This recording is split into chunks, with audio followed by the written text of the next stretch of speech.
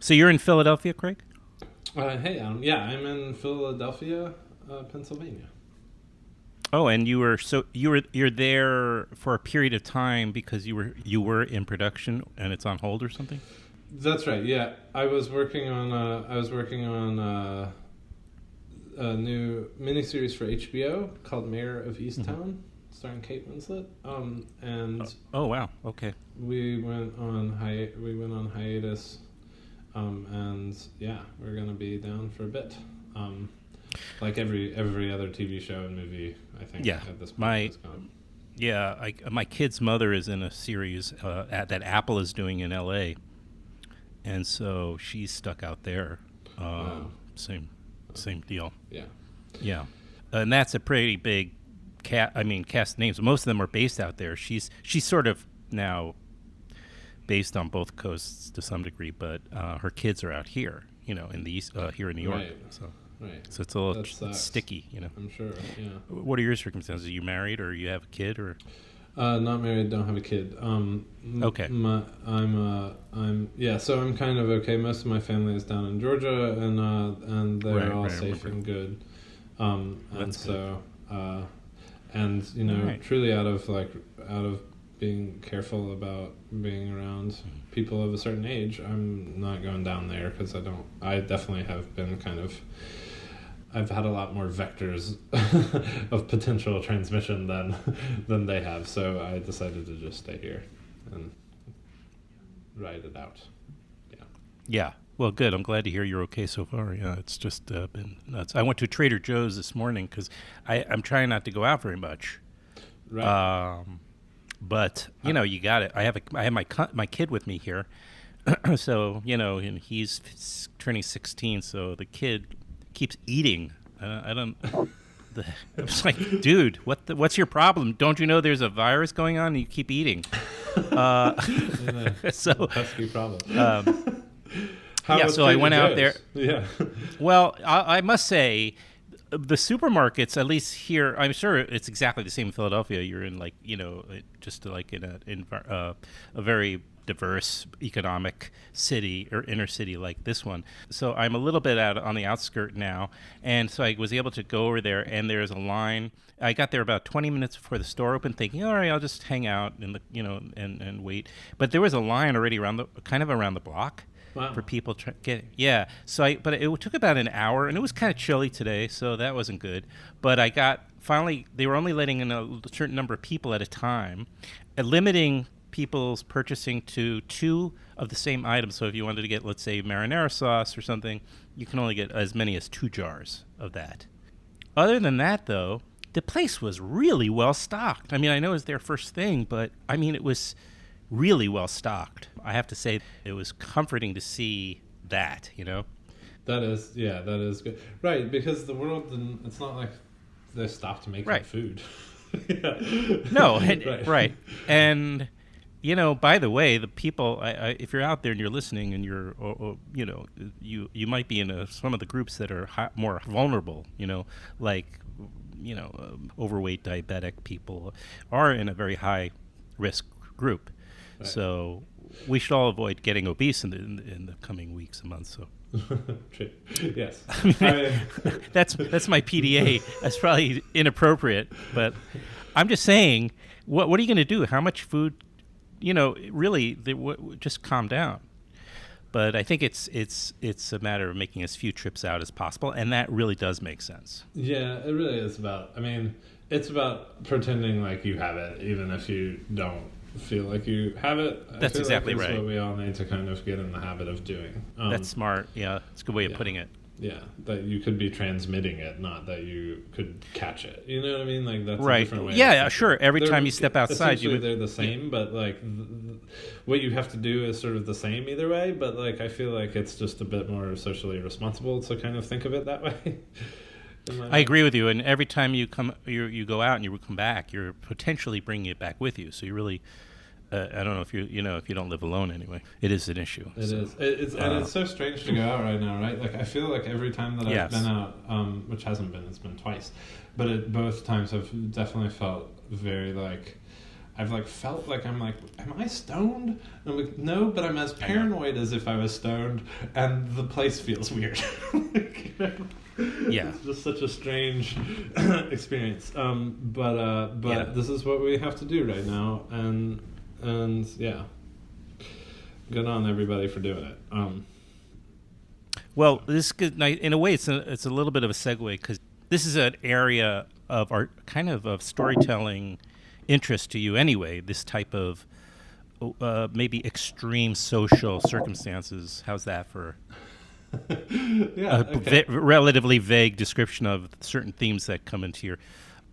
So when we talk about The Hunt and even Z for Zachariah, sure. But I do want to mention that I met you. I believe I was at your premiere. I'm not positive of Compliance. I'm not 100% sure about that. Where did it premiere? It premiered it premiered at Sundance Film Festival. Oh, so I was not at your premiere, but I was at the South by you were at the South by screening. Right after. Yeah, right. Yeah, and then you and Ann Dowd came on, and we did that, and that was when I was really just kind of starting this thing, so I really probably wasn't very good at it. Not that I'm saying I'm that much better, but I'm really a little bit better. I remember it being fun. Yeah, it's stuck with me. So I appreciated you reaching back out. I'm excited to come back on. Yeah, well, I was a big fan and have remained so. And you've obviously gotten into doing episodics for hire, which must be a great experience for you.